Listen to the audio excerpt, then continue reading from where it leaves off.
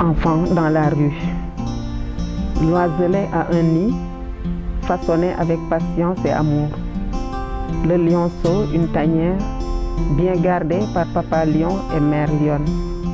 Le poussin, malgré son fin duvet, est bien au chaud sous les ailes de mère poule qui ose toucher au chaton quand mère chatte de ses griffes acerbes menace, qui a le courage d'arracher le chiot à l'affection de mère chienne.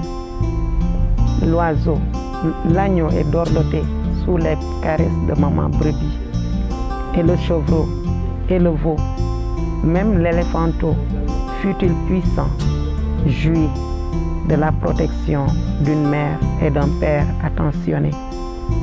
Que j'envie ces petits animaux, moi petit homme, moi progéniture du maître de la création, moi, né de l'être vivant le plus doué, moi, sorti du sein de l'homme, créé à l'image et à la ressemblance de Dieu. Moi, une histoire sacrée, je traîne dans les rues. Je dors à la belle étoile. Pas une attention pour moi, pas de main pour me caresser, pas même un petit câlin pour moi, personne pour me dorloter. Je suis Madame Ngom Elisabeth Faye. Je suis institutrice actuellement en service au lycée de Keur Moussa comme surveillante.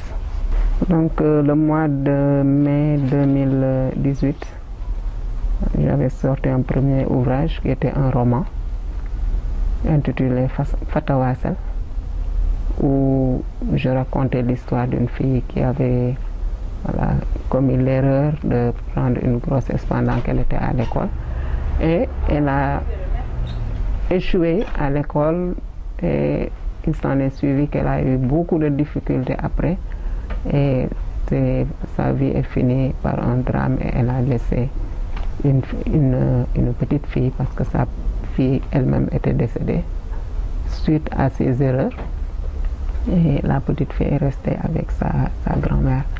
Donc cet ouvrage était sorti en 2018 et cette année, en 2019, au même mois pratiquement, donc je viens de sortir ce recueil de poèmes qui s'appelle Cri du cœur. Donc comme je le disais pour le premier ouvrage, je travaillais souvent avec les cellules genre où il était question d'aider les jeunes filles à se prendre en charge par rapport à leur destinée. Parce qu'on constatait que très souvent les filles étaient victimes de beaucoup d'injustices par rapport à leur traitement, soit à l'école, ou bien même à cause de leur naïveté, elles tombaient dans certaines difficultés. Et là, ces difficultés qui ont été toujours soulignées par les filles au niveau de la cellule genre, j'ai voulu les conscientiser en écrivant des poèmes que j'affichais tout simplement pour qu'ils puissent lire. Et c'est ces poèmes que j'ai rassemblés dans ce recueil pour en faire un ouvrage. Bon, c'est la même chose, c'est les mêmes thèmes pratiquement avec le roman. Et j'ai eu l'idée du roman après, mais les cris du cœur, c'est-à-dire ces poèmes ont précédé le roman. Donc le thème central, c'est la femme, la dignité de la femme, d'où le respect qu'elle se doit et c'est le respect qui lui est dû aussi. La femme doit s'efforcer, doit forcer le respect en sachant qui elle est et surtout où elle met les pieds. Et c'est dans ce sens-là que j'ai eu à développer à proposer certains textes comme à ma mère, qui est un hommage à ma mère personnelle et à toutes les mamans. Plainte d'une mère, on m'appelle bonne, et tous ces poèmes parlent surtout de la fille, pauvre de fille. Je parle aussi de l'amour, qui doit être un amour sincère par rapport à ce que vivent les filles. À mon tour, où je rappelle à la fille qui elle est et ce qu'elle doit faire pour pouvoir sortir la tête haute dans la société. Que de vie gâchée, donc tout ça c'est des thèmes. En plus de ça, j'ai parlé un peu de la sagesse dans le texte Eureka, la sagesse que tous les humains doivent rechercher, pas seulement les filles, mais aussi les garçons.